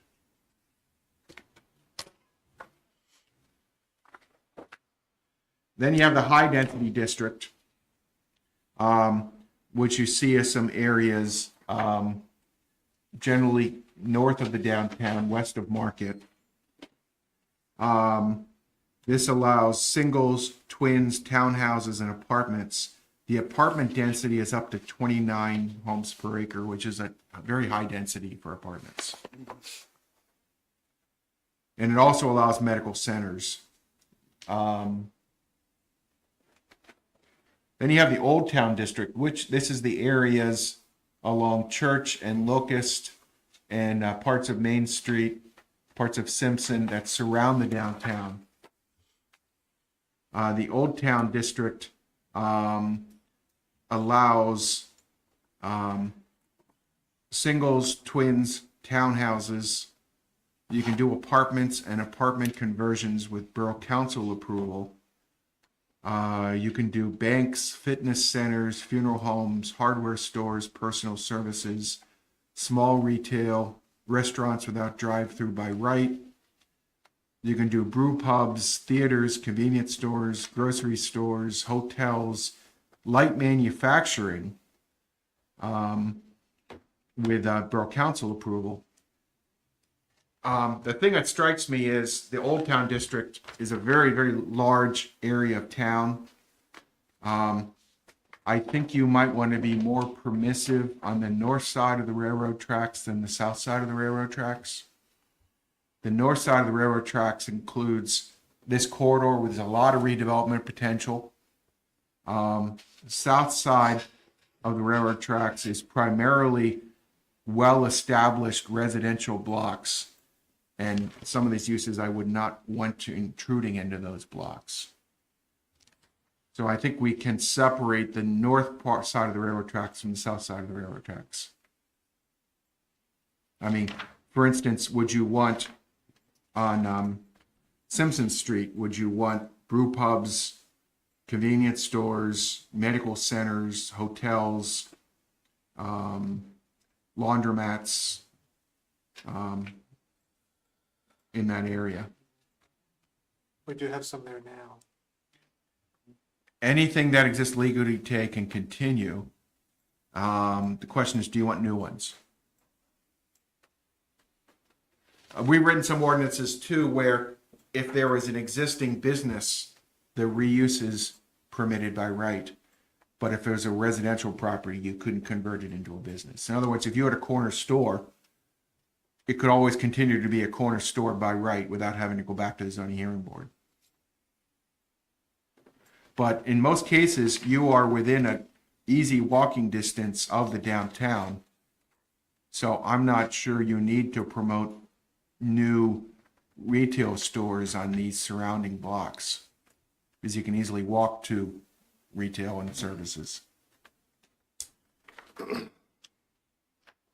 And it also affects East Main and West Main. You know, there's some very nice blocks there. Think about what you want to allow in those blocks and don't want to allow. I mean, a bed and breakfast is not that bad. An office isn't bad. But, you know, I don't think you'd want light manufacturing. And even a brew pub would great in the downtown, but do you want it on a residential block? I mean, it could be open till 2 in the morning, which means they can be there till 2:30.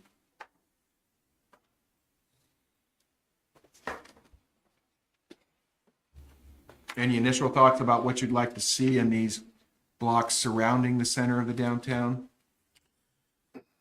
So initially, when we did the comp plan the last time, one of the things, then we followed that on with the zoning. And one of the things we tried to do was do forward zoning, if you will. And that's why where we're sitting right now with the zoning for this was changed at that time, I believe. Yeah, and this corridor has great potential for a lot Yes, of it does. uses. We recognized that and said, hey, this is a place where something could happen. So that was part of that forward zoning. I think some of the things that were there was because things existed in those areas at that time. Yeah, I would suggest to you we need to be more careful about East Main, West Main, Locust, Simpson. Yeah, I don't have a problem with that, but I mean, the major focus was this area over to Portland, I think, was an area that was ripe for redevelopment.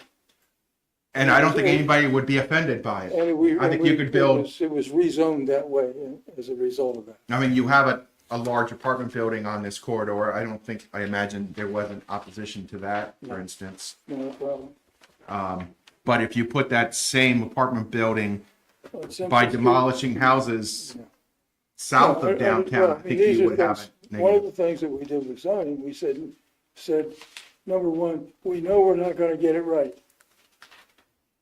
Never happened. And we were supposed to have a review after 1 year and 2 years to see if there was anything that needed to be tweaked.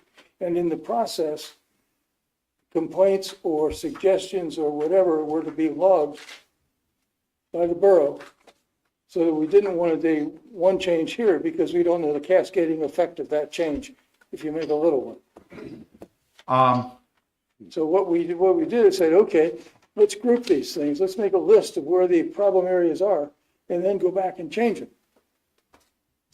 I can't say that that happened.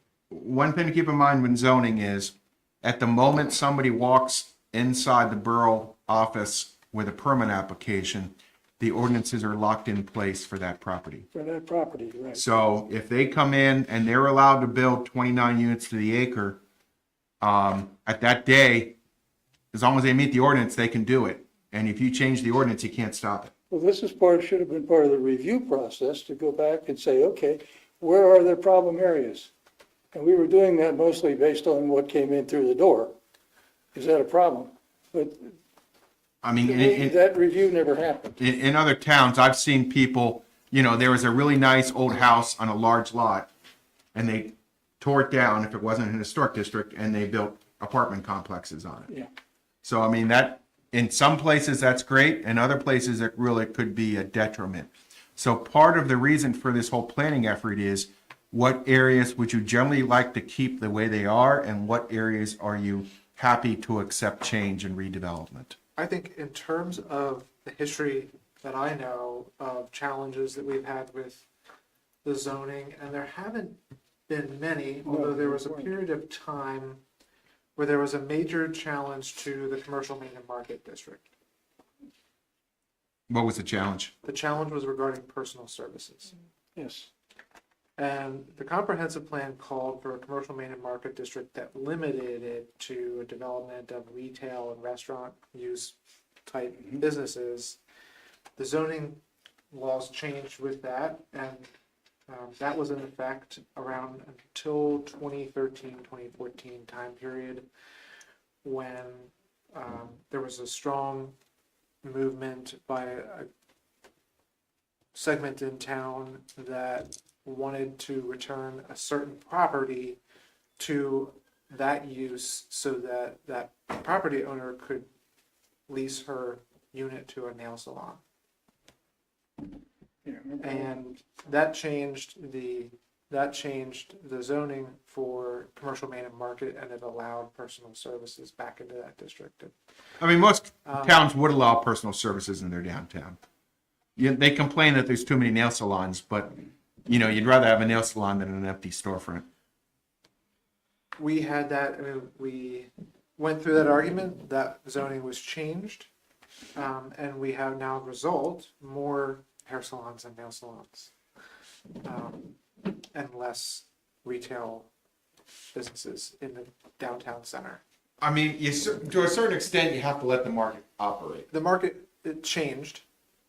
It was not a great commercial market after 2009, 2010, that time period. So I guess what I would like to see is, what options do we have to continue to encourage the restaurant retail use within the downtown corridor?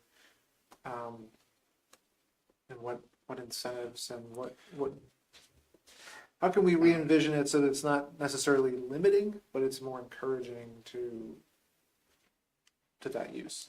Well, I also one think of that the personal services ended up with a result that was different than even that was expected, because back then, personal services included walk-ins.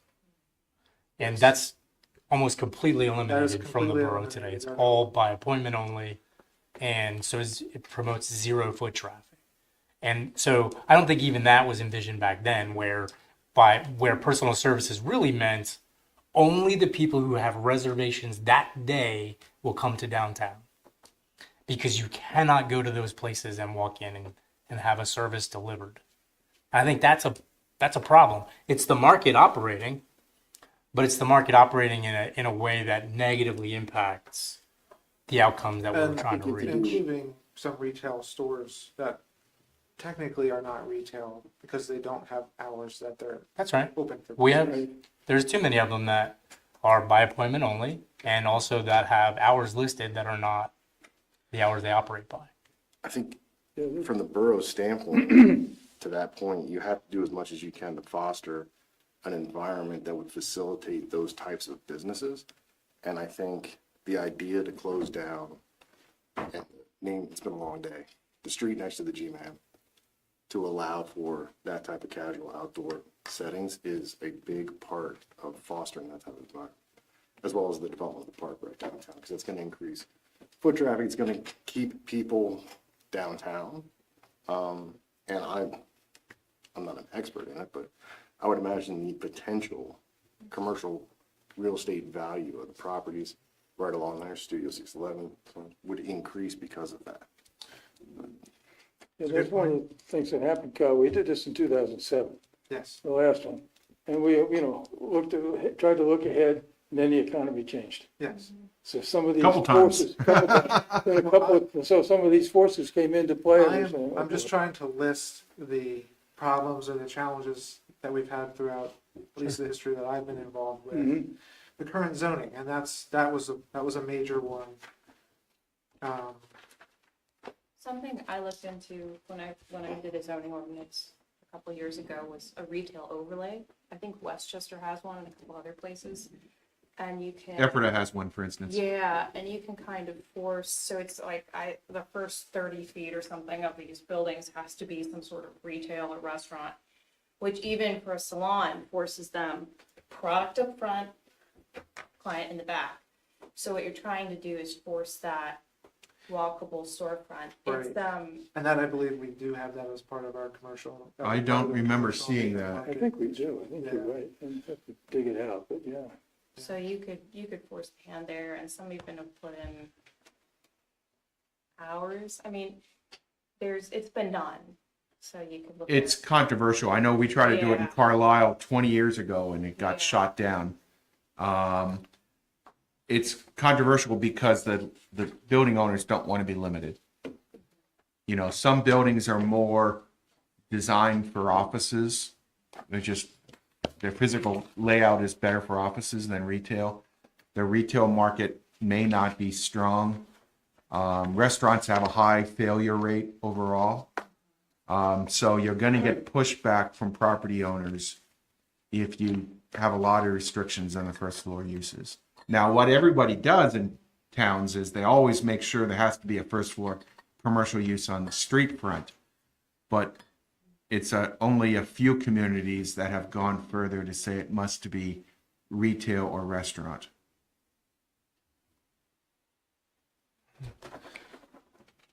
Good exercise for the group to go through too would be to look at the existing zoning ordinances, pages 9 through 13. It has all your zoning districts listed, all the uses, and compare the zoning districts, see what's permitted in each one.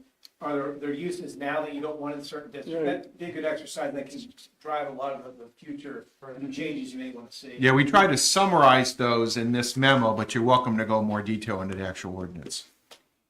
Is there a way, I know that one of the things that we hear often is that with the bars and restaurants, there are no liquor licenses, like they're just not available. So is there a way that we can incentivize people if they are a home brewer or something that already would have that license, like they've already bought it to be able to produce in their home, that they could sell Pennsylvania beer and wine and say, because you already have this, like work with them somehow, because maybe then we can find people, like to your point, that would be on Railroad Avenue or that could serve in the park to foster that sense of community without somebody saying, oh, I'm dying to do that. I just don't have the money for a liquor license, or we have to wait and see if we can do it. Like, is there some way that we could help them as the borough or in this plan to encourage that?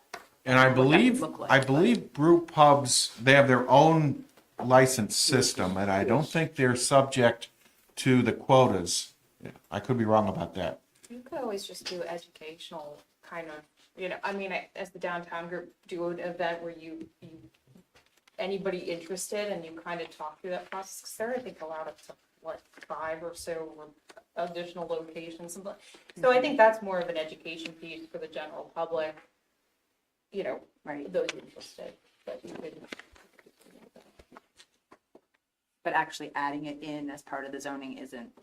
Well, the zoning would simply say that you can have liquor sales. It wouldn't say how you'd get the license. Right. The difference is the manufacturing piece, right? Yeah, we have to make sure the word brew pub is used. Yes. The And it's gotta have the word brew in there, yes. Yeah, that's the LCB term, is it, brew pub? Yep.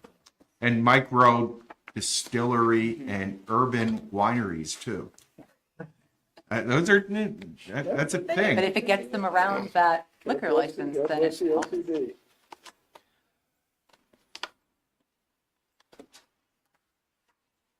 Okay. Then we have I could not find any provision for upper story apartments in your downtown district. Is that hidden somewhere in the ordinance? I couldn't find it. It doesn't list any residential uses in the CMM district. Oh, in CMM? Yeah. Yeah. Normally it says you can have apartments, but you need a first floor commercial. I couldn't find a provision that said you could have any apartments. Possible. If it's not in there, it should be. Yeah. Yeah. Your downtown also does not allow daycare centers, indoor commercial recreation, which is becoming a bigger thing, especially with virtual reality and indoor climbing gyms and stuff. Those are becoming common. Downtown does not allow medical clinics, large-scale offices, repair shops, commercial schools, trade schools. Does not allow social service offices, which is usually downtown, and doesn't allow hardware stores, even though you got a nice hardware store downtown. So I think some of those things you need to look at. The goal is, if there's not a good reason to prohibit it, you should allow it. And there's a 65 feet height restriction, which I think is probably about right for the downtown. Well, the idea would be the same here as it was before, do the comp plan and then go back and revisit that stuff. There's some changes you can make in the interim.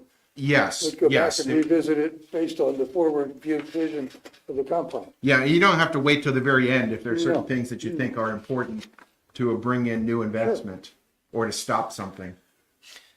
Can we go back to the height restriction? For Yes. A moment? Can you extend your thought there outside of Main Street and go to Simpson and Allen? And what's your thought on height for Allen and Simpson? Okay, Allen and Simpson is which district again? Let's see, that would be, It'll be Old Town. Old Curly. Town, okay, Old Town has a 40-foot height restriction. Yeah. I mean, I think almost everything in that district right now, other than the churches, is probably, under 40 feet. Yeah, and so the redevelopment opportunities for the Allen Street corridor is an area where we might want to take a look at that height restriction. Yes, again, I think we can treat Allen Street differently yeah. from south of the Separate tracks. zoning district possibly. So you could do a taller height north of the tracks than south of the tracks. I think we find the highest height restriction in the county and we beat it by 20 feet. Well, your fire company's going to freak probably if you go over 70 feet. Yeah, I'll do that anyway. Yeah. It used to be every city had one tall building. Built in the 20s, and then nothing tall. was But we want the built for next tallest, 50 so we years. can say we have the tallest building in the county. Someone's trying to build the tallest building in the country in Oklahoma City. It works. And they said, don't you know there's tornadoes? Gotta have something. Somebody's got the biggest shoe, somebody's got the biggest mud ball or whatever Where it's you called. run into things like, I don't care what the building height is, if it's setback is too far, you still can't get it with a ladder truck. Yeah, generally a 100-foot ladder truck can reach the top of a 75-foot tall building. Depends on your setback, where you can put it. Yeah. I mean, normally the building's pretty close to the street nowadays. Well, we went through that when we were doing some of the planning on one of the areas, and we wanted to originally look at having a setback of 25 or 30 feet, so you have wide sidewalks. Fire chief said timeout. I mean, a new construction is going to be fully sprinklered. So there's a lot less risk, a lot less likelihood of having to rescue people with a fully sprinkled building. But then you have that Carlisle fire, which is horrible. 100 people were forced to move out of their brand new units. And I think the main problem was the fire went out the outside of the building, that the exterior materials weren't Yep. fireproof enough. Up the outside. So the sprinkler system didn't do any good. So I think what we're looking at here is that Allen Street zoning district. And I'm not sure at what point that terminates east or west. Yeah. I think it makes sense to even, in this particular plan, create that area specifically, and call it something different. I With think purpose we and even take intent. that, across to the east section of town where the vacant lots are. Yeah. On the east section. Yeah, Makes all the sense, way out to Race, makes sense. from York to Race, basically. And one of the goals is to make it predictable and easy if you want to invest in that area. Yeah. Saying, hey, here's the rules. We're going to give you more flexibility than in other parts of the town, because this is a place where we want you to come in, do demolition and redevelopment. Correct. Without an incentive to be there. Versus other parts of town, we want them to stay the way they are. I Correct. think most people would say a lot of other parts of town. Okay, then we have the general commercial district, which is, if you have your map, it's the dark red areas. It's some scattered areas of commercial uses on Simpson Ferry Road and York Street, parts of West Main. This allows all types of commercial uses. This is where you stick your drive-through restaurants, your gas stations, your auto sales, your auto repair, which you typically don't allow downtown. It also allows warehouses. Then you have the industrial district. The industrial district is mainly where you see the big industrial buildings in town. Mulberry Drive, Heinz Street.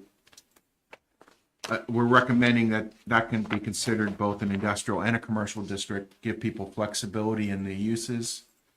And that you separate it into two, that you have a general district where you meet your obligation to have the heaviest uses. You have to have some place in town where you can stick a strip club, a junkyard, a trash transfer station, a sewage plant.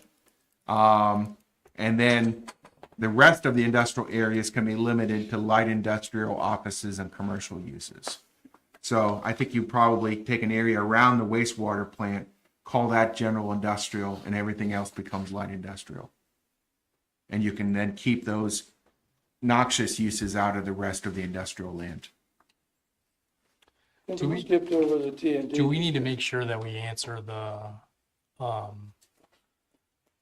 conditional use issues on industrial for growing facilities in this Grow plan? house? Do you have an application? We should, No, we don't. we should answer that, yeah. Yeah, I think we. Marijuana growing, processing needs to be allowed somewhere in an industrial district. I think you could limit it to general industrial. Yeah.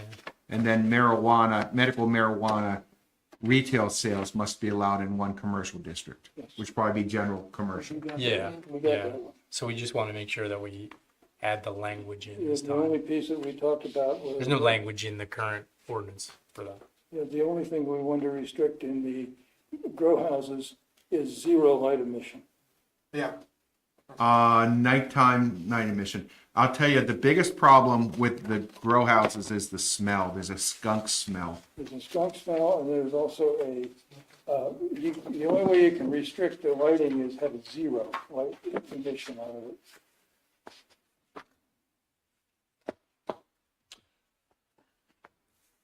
Okay. Is that done?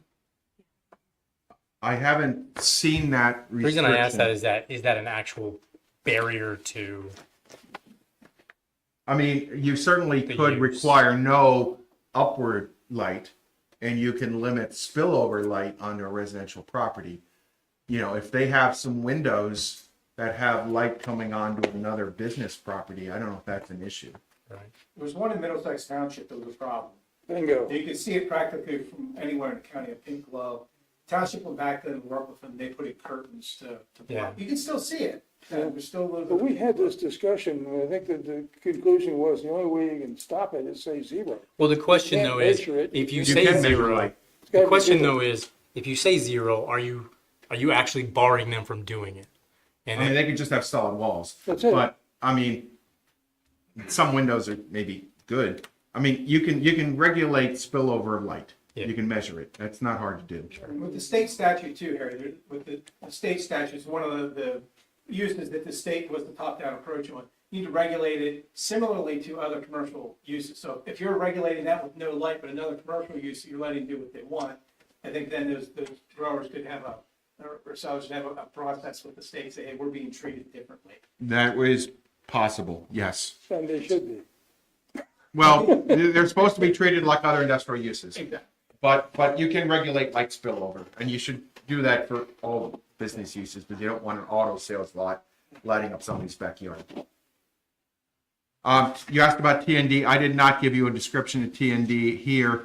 The TND, I figure, is pretty much established. I mean, the project's being built out. It's So all that been was one of approved. the things where the plan would allow mixed-use community development. And that was basically what happened as a result of that. Yes, and that, I think it's working out well. Here's a summary of it if you need it. Actually, we do have a summary of the TND in the next memo. But You see for zoning ordinance for a borough like this, one district we do not have is open space preservation. Recreation. if you are fearful that future borough councils could sell off some parkland, then it would make sense to have an open space district. But what typically has happened is normally there's state money in almost any park. And if you've got state money, you need an act of the legislature to sell it. So it's not a big risk. I mean, we had one town, we worked in Downingtown, where they had this huge fight over selling off some land that some people was a park and other people said it wasn't a park, and it went on forever. I wouldn't mind seeing it. We easily could have a park district. Carl, what would your thoughts be on that? Like, what would you want included and what would you see the purpose of it be? I think it would be for that protection, but, other than that, I don't know. I'm not sure. I've seen it in other zoning ordinances, and I was curious why. I think it's valid. I mean, we have two of our parks sit in areas that are in the middle of districts that would represent good development opportunities and could be tempting in the future. Finkenbinder and Kozer, Those are- that could be tempting in the future to sell off for development. And I think protecting those that would be important. Would you see those then, Lane or Kyle, potential borough acquisitions in the future that you want to see the park expand, or you just like to see open space uses around the park? Potentially, specifically like if we're looking at the trail network for the South Mountain Trolley Greenway. Or even if any of the school district properties start to move out and come out of use, we would want to preserve those lands Now, as they start to run away. the school district is a weird animal. Some communities have tried to limit school properties to schools, and in one Commonwealth Court case, it was overturned. The school wanted to close the school. The township wanted the school to continue, the township wouldn't change the property from a school district, and the school district sued them and won. Sure. So it's different if you own the land and you make it part of a park district, but you cannot use zoning to limit a school property to a school use. Yeah, yeah. The other thing I have, I guess, question in my mind is we're redeveloping, or the Downtown Mechanicsburg Partnership is redeveloping a park in the downtown. Is that something we could have zone, that open space? You could. I don't know if you'd gain that much from a small property. And again, you're getting lots of grants there, so Borough Council is not going to be able to sell it off in 5 years. So once you start Technically, having little pieces of land, it messes up your zoning map. It's fair, it's just protecting that for the long, I would do the larger parks. larger. I wouldn't necessarily do every little playground because the borough may decide that there's a better place for the playground. Yeah, it was one of, I was thinking it more in terms of the larger parks. Smaller one came to mind, but also the Trindle Spring, like, I'm not sure if it touches any part of our, I think it does, any part of our zoning district, but having that watershed potentially also highlighted in there. Well, you've got a floodplain there, so we could take some of the floodplain and probably make that we could call it a conservation district instead of a park district. And we could include part of the Trindle Run floodplain in that if you wanted to. And that would be a trail link. Mhm.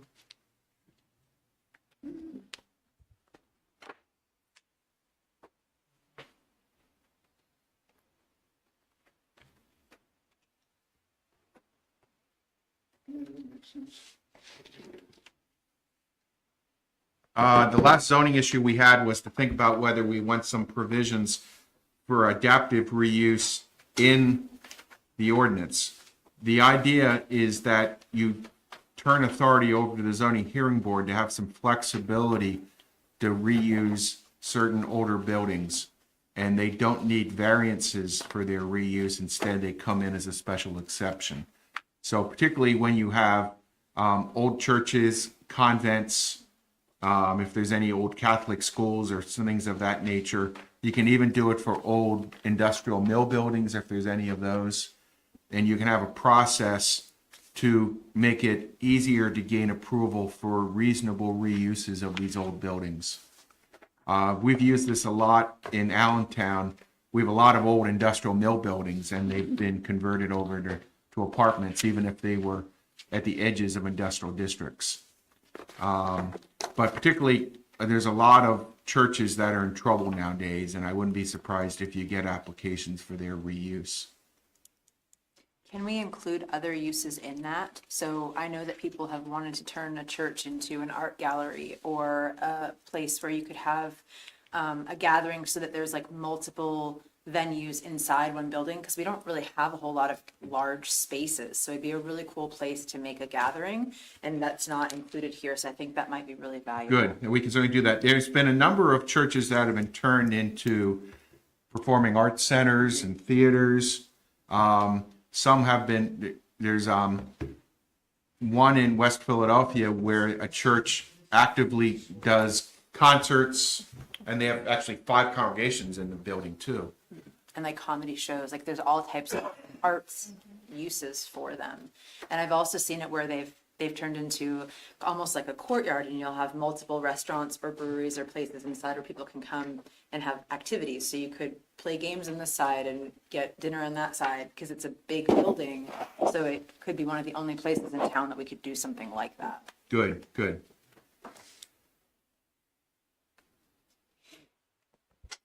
One of the reasons why we do this is if you have to approve a hardship variance and the neighbor doesn't like it, he can hold up the project forever.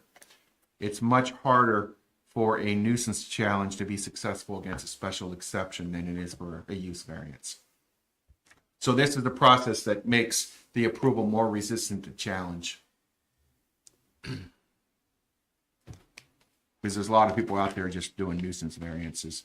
Sure. There was one big old church in Philadelphia got approval to be converted into apartments, and the neighbor held it up in court for 4 years. The developer walked away, and the building basically fell down because it wasn't maintained during that 4-year appeal period. Charlie, can, in the interest of time. Yes, I do want to reserve a little bit of time to talk Yes. schedule. go ahead. I know that you asked that to be on the list. When do you want to have a regular meeting date? And let me start with, does this date work, whatever this would be? What would this be, the Second Wednesday? second Wednesday? Does the second Wednesday of the month at 7 o'clock work for people? Earlier, actually, better. I have no preference on time. Second Wednesday at Go till 6? 9 o'clock. Second Wednesday of June is not gonna personally work for me. I'm on vacation that week. But beyond that, And there's no other meeting conflicts on the second Wednesday, right? Oh, I don't see any. Do you? No. No? We can do the 13th. Not a Wednesday, it's a Thursday. I'm sorry, what's this now? Thursday, 13th, we've got Shade Tree. And we got, The reason I suggested second Wednesday was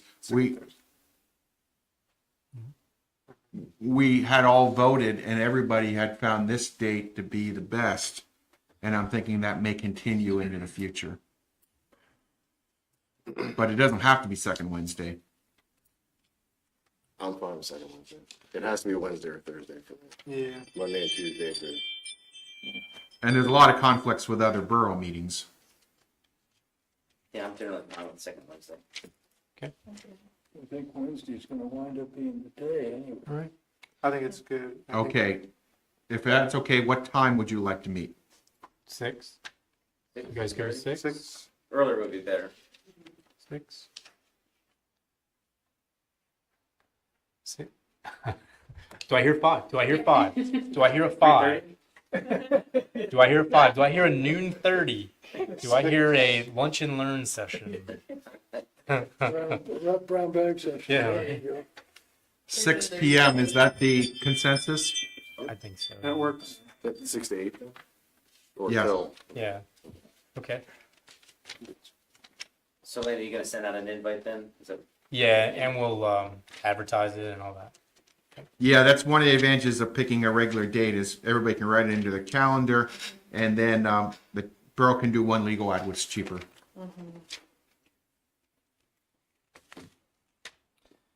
And we'll extend that through September, How about October? October. Good. You don't have to advertise to cancel the meeting, so there's no harm in. So so the time we figured was 6 o'clock. All right. Okay, that's all I had for tonight. And again, if you have any more thoughts about the survey questions, you can send emails out, and I will be working on a revised draft of that for you to look at before the next meeting. Excellent. So hopefully we can get the survey posted online after the next meeting. And Luke, you'll sign. All right. Thank you.